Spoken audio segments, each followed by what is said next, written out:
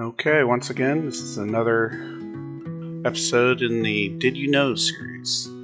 I've already built the map and thrown in a bunch more walls and other things, as in the previous video was showing.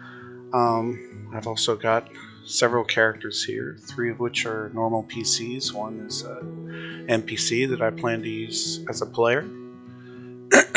And right now I'm going to show you how I design my sessions from scratch.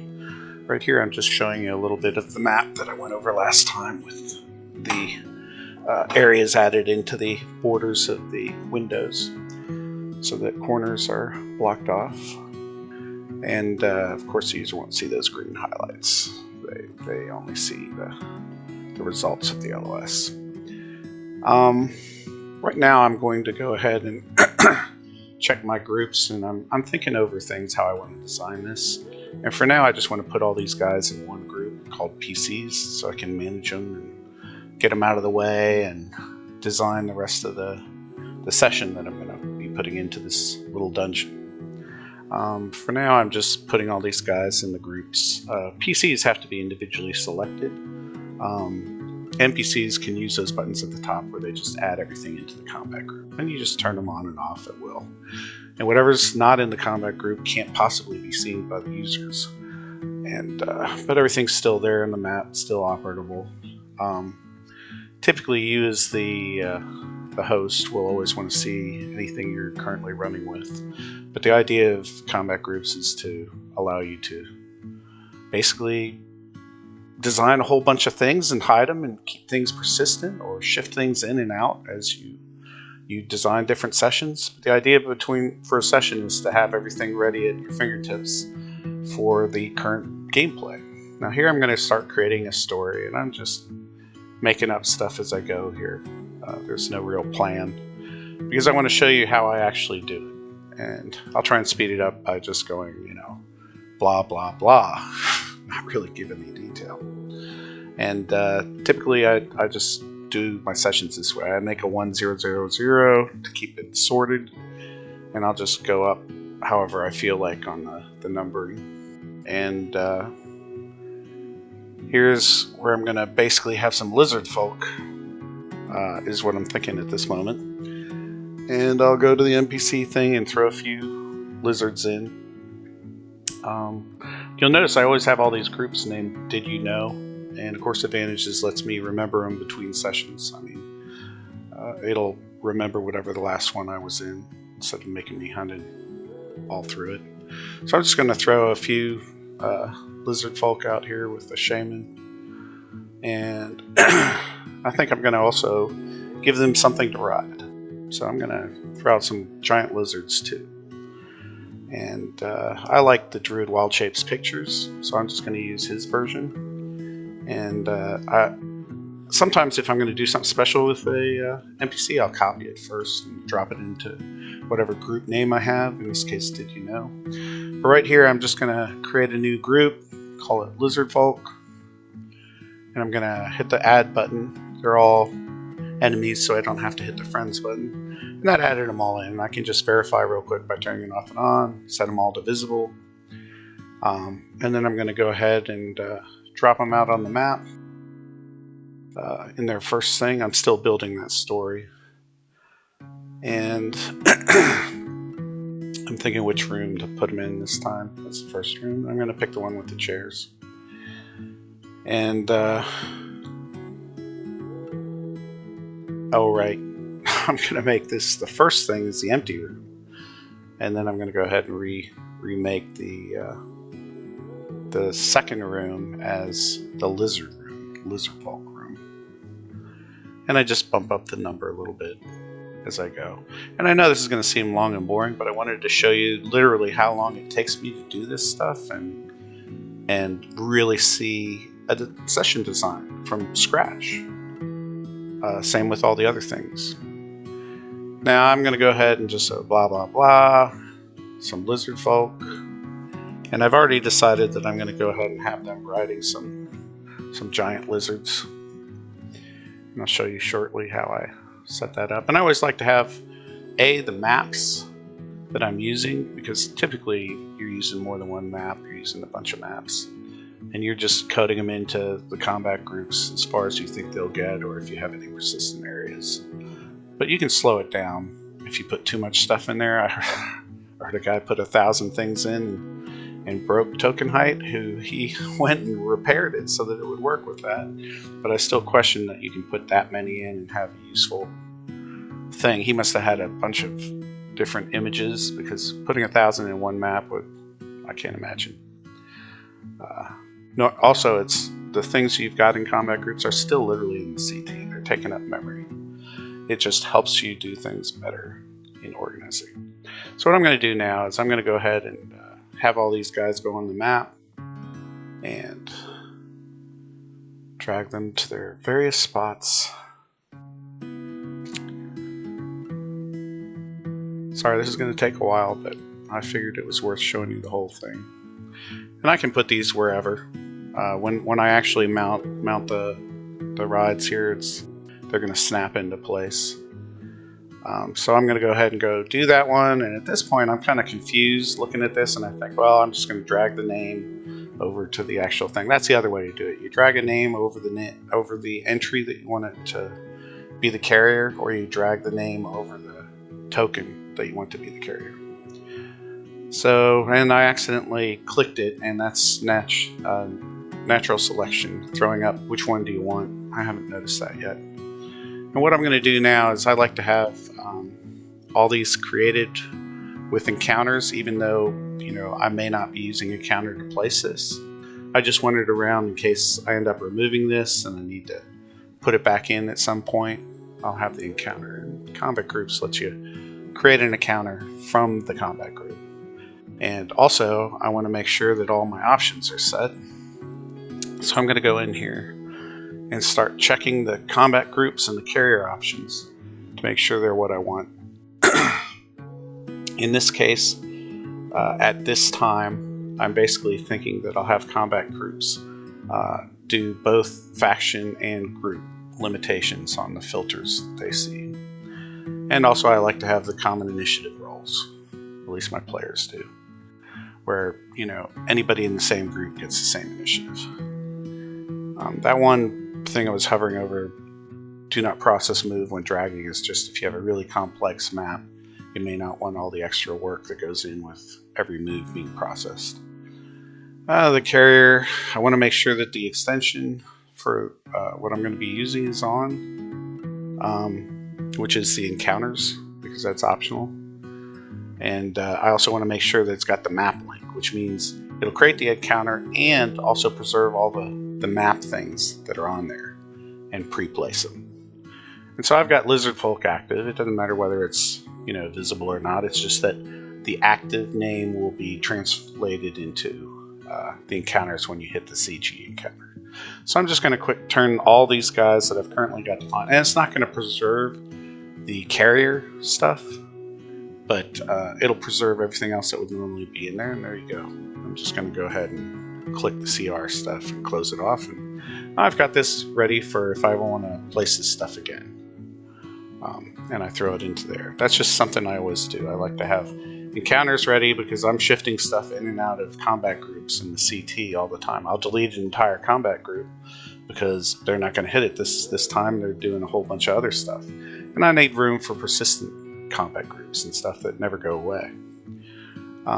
Usually ends, things like that. Now I'm going to make another room here for kobolds. And I usually drop in the stories, just a pointer into each room, so I'm ready to grab it. And as you see, I've already created an entire first hit, and I'm going for another group here, and I'm going to throw kobolds out. And essentially, there's a pit in this room,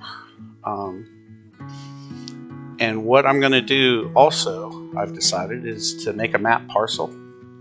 And map parcel, most people think of them as chests, and they'll drop chests in the dungeon and have things in the map parcel, and they'll be able to pick the locks and do stuff. I usually use it for it's a tool.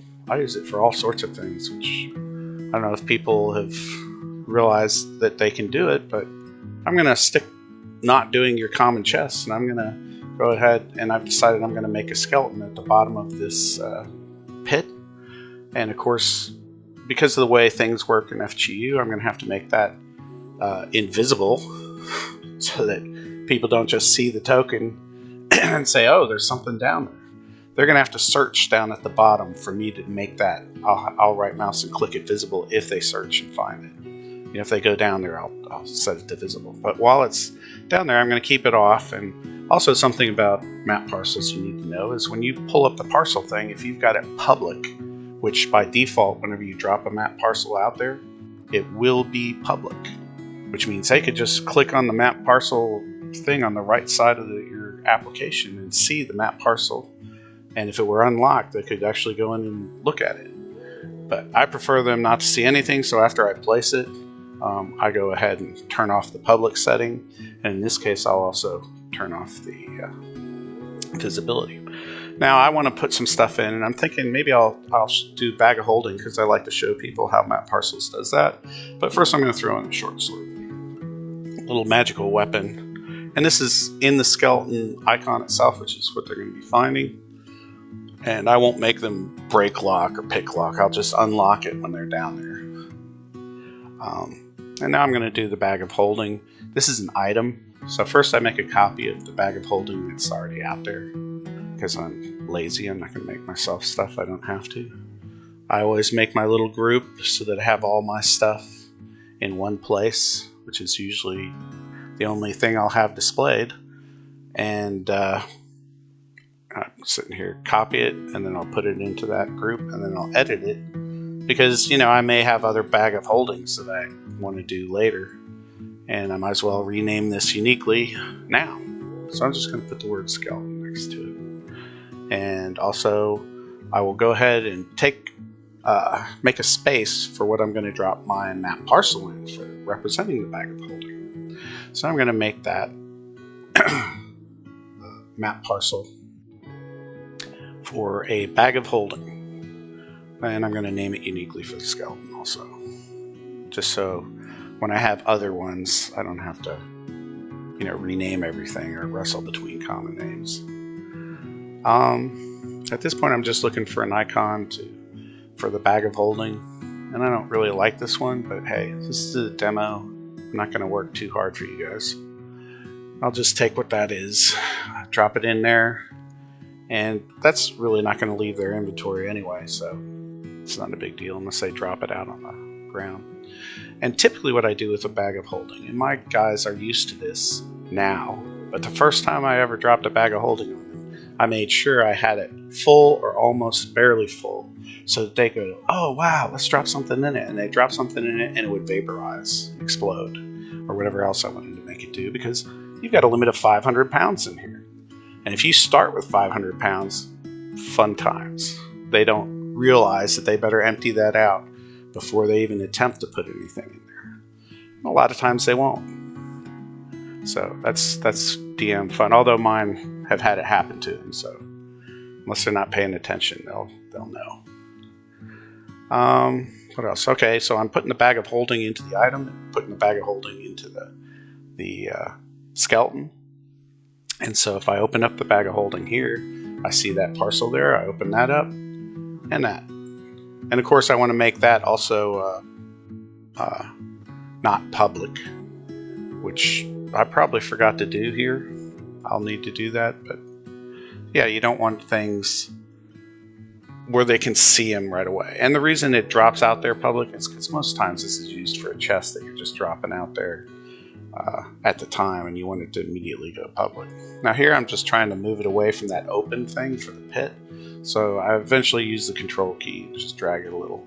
Now I'm going to go ahead and turn it invisible if I can actually pick it. And there we go. Now I'm going to go ahead and do that. And bag of holding is not public, thank goodness. That's because I never dropped it in the map. The thing that sets that public setting automatically for you is you dropping it on the map. Let's see, what are they doing here? Okay, we're going to the kobold area, and what I'm going to do there is I'm going to go ahead and put the kobold's encounter in there, which I've yet to create, and also the skeleton, which has all those other map parcels embedded in it, which, you know, it just gives you an idea of what you can do. I've made wagons and carts and all sorts of things out of map parcel. It's a tool. Do what you want with it. Typically, if I throw something out there, like a bag of rags that I've got something in there, I'll put the image in as the rags, literally a layer in the map. And then I will turn that layer off, or just take the image I used and put it in the map parcel. And then when they search it, I'll drop the map parcel out there, or I'll make it visible. Because if you have them searching for something, they mouse over it and it says, "Oh, this is a token." Well, guess what? You just gave it away. Okay, what else here? Just making the parcel same way I did before, CGA encounter button. Yeah, I think I just want to put the kobolds out there and the lizard folk. I'm pretty much done with the NPC counters that I want to show for here. And see if I remember to drop it out there. I do. Okay. At this point, I'm going to go look at the characters. And I'm just double checking some stuff, making sure everything's available. Oh yeah, I'm going to need to get to that parcel probably and not want to pick it, so I drop it down into the toolbar. Just like I did the first part of the story and the map. Every session I'll usually drop what I want down there and delete what I no longer need. At this point, I'm thinking the characters should probably have something, something to carry stuff around just to show. And I thought maybe a hand card. And so I was thinking, okay, where do I find a hand card? It's not going to be under the items. I'll probably just make it an asset, right? That's a map parcel. And I look for cart, and I say, well, those look like horse-drawn carts, so I'm going to go ahead and find a hand cart. But of course, I don't find the hand cart. So I go back to the carts. So you get all this excitement to show through the entire process. This is a live me making up stuff as I go. Just to show you, it can be fast if you have the tools and you have the knowledge on how to use those tools. So I basically say, okay, let's make this cart. I'll call it a supply cart. And at this point, I'm keying this in and I'm actually thinking, do I really want to do this? Because somebody's going to have to drag it around, and I only like stuff that I can kill and have it drop loot. I don't need stuff that I can't damage, and you can't damage a map parcel. So at this point, I would either want to make it an item with a map parcel in it, or even better, just have, I'm thinking at this point, a pack mule. Because they have their own inventory in them due to another extension. It may be this one, map parcel may do that, yeah. And I tend to not remember which of my extensions do what, because I use them all as one holistic thing. So at this point, I'm thinking, forget this. Let's not do the cart. Let's do a pack mule. And of course, there's no pack mule, even though I use it all the time. And I just do the same thing I usually do. I go ahead and copy it, and I'm going to use the Druid Wild Shapes thing because I like their pictures.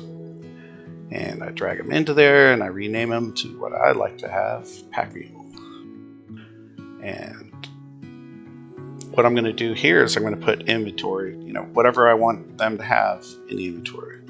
And as I'm doing this, I'm thinking about, well, what do I want in there? And I'm thinking food, supplies, something. And then after I remember that there are no items after those names, I figure, well, let's make it simple. I'll just make it a barrel of ale. Because I know barrels are there. You just saw them there from my previous thing.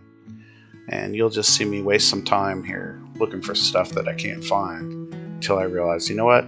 I'll just make myself a barrel of ale. I know there's only a barrel, but it's easy to do. And typically I would look up the cost, the weight, and all that kind of stuff. And while you're watching this, you may witness that the weights aren't changing and that they're 0. That's because it's not in the CT. Until it gets in the CT, none of those numbers will register. So, just FYI. So at this point, I'm dragging a copy of the barrel in, and I'm going to go tell it it's a barrel of ale and figure out, I waste some time here hitting the wrong locked. See, I've locked it, and I think, oh, I'm going to change the cost. And I go there and I change the cost. And then I need to change the text yet, but I closed it. And I say, oh yeah, the text. And then I go up and I somehow forget which lock I'm actually dealing with. And I say, that's unlocked. Why am I not able to get to this? You get to see the stupid here too. So I wrestle with that thought for a while and realize, oh yeah, it's the other lock. Problem with overlaid windows. And then I decide I'll make up the weight too. Now typically if this were a real session, I would look up the weight online and see what they suggest, and same for the cost. But this is just for this demo and you guys. You just aren't worth it, I'm sorry. And here I go, I drop the pack mule out there and I say, well, you know what? And of course I'm trying to drop it by the token, which isn't going to work. So I drag it by the link, and then I say, okay, let's get the kobolds out of the way. Let's go ahead and make back to the PCs, because I'm going to put him in with that group. We're going to go ahead, he's a friendly, he's under their control, he's not rogue or anything. And I'm going to put him into the PC group. I may do that through add or just adding them in. Yeah, I'm going to say friends and add. That way it'll add it in there and I just test. My go-to test is to just turn them visible and invisible. So at this point, I'm pretty much thinking, okay, I've got this. What do I want to do now? Is this it? And I'm thinking, no, you know what? They should have some rides too. The other guys got rides. Might as well stick with the theme, giant lizards. So I don't want everyone to have giant lizards, because Wolfie is going to not want to do that. He'll be on his own, and the druid is going to be managing the mule. And when he's off the mule, will probably turn into something, because he's got the polymorph. So what I'm going to do is I'm going to grab a couple lizards, just 2, and throw them out there, and I will set their mounts. Now this time I start thinking about, well, you know what? Having PCs is great for some scenarios, but when I've got a bunch of mounts and I'm in a game where they're controlling NPCs, I usually don't want them to see anything on their CTs except what they control. They don't need to have a clutter of everybody else on there. So it just makes it easier, especially when you've got like 5 or 6 NPCs you're controlling. In this case, it's just, one extra guy in some cases, but I'm going to show you anyway. So at this point I decide, well, you know what? I'm going to make these lizards neutral, because I want them to be wary of them. They're mounts, but they're liable to bite your ass. And I don't want them to think they're just totally under their control. They are, but if I get a scenario where one of them nips at somebody, for sure I'll do it. And I just name them for convenience to their ride. And what I'm going to do at this point also is I'm going to make a group for each PC, including, well, not including Wolfie. I'll come to that later. I haven't decided how to do that quite yet. There's several ways I can do it, but a story for another video. So right now I'm just making sure I get their rides, and after I get everybody positioned and ridden how I want them to, I wanted Wolfie on his feet because he may switch into werewolf to help him attack. He's going to be a friendly werewolf. They know who he is. He's actually going to be played by a player, though I'll have to have a PC placeholder.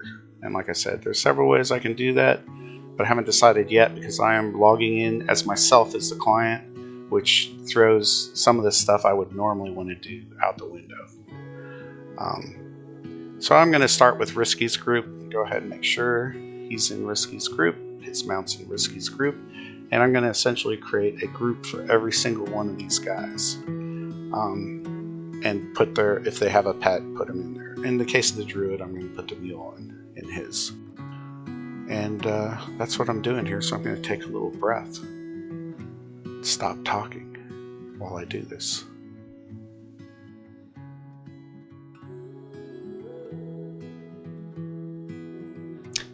And I might as well tell you after this is pretty much the whole setup at this point for the session.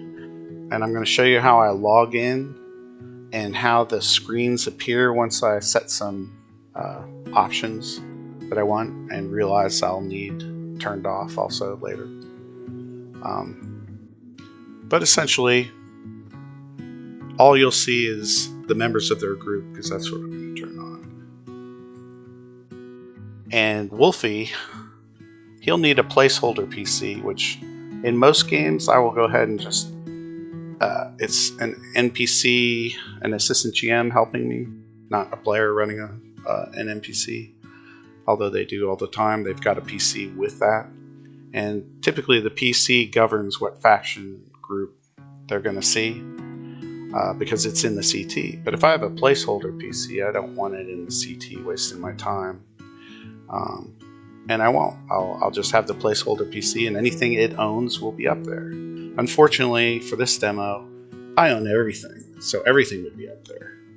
So that's not going to work, and I'll figure out something next time. I already kind of know what I'm going to do, but just save it, because at the time I was making the video, I didn't know what I was going to do, because I actually found out while I was doing it. Okay, so this is coming up in the players, and all I'm going to do is show you what actually happens when you set them. Now, I haven't created the Wolfie's PC dummy placeholder yet, and I'm not going to in this video. I'll show you next time. But essentially at this point, I'm just going to go ahead and make sure all the characters are not owned or are owned by me. And when I pull up, you'll see that, and I'm thinking, where the heck is Whiskey's Ride? And I go, oh yeah, I changed his faction. So I really don't want the faction limitation and the group limitation. I only want the group limitation. So I'm going to turn off the group limitation, and you'll see immediately that this is all runtime when you set these things. You'll immediately see that the Risky pops up there. Now, I'm also going to use Assistant GM and sit there and say, okay, I'm going to grant NPC access to me, which means I can own anything on my screen just by clicking that button. Now I fully own it. I can move it, I can attack with it, I can do anything. Now you're going to have to use your imagination for the rest of the characters, because I'm all the characters. So in real life, each character would be doing this. In this demo, I've already done it, so you're just going to have to see. You know, the joy of lighting in FGU, I move him around so he first sees everything the first time. And got Changey guy. There's him, and he's already got the guy up there. I just have to set his ownership. But I would normally have to pick the guy's name, the user's name, and grant him access, and then he would be able to grab the guy. But like I said, I own all these guys, which makes Wolfie's placeholder a difficult proposition that I'll use a different solution for next time. But essentially, you can run as many characters as you want, but every time you pick one, it's going to show only, what I want them to see. I never understood why people want the CT to show them all the things that they can't see yet, or have to manage it through making them invisible. Just let LOS do it and manage the CT.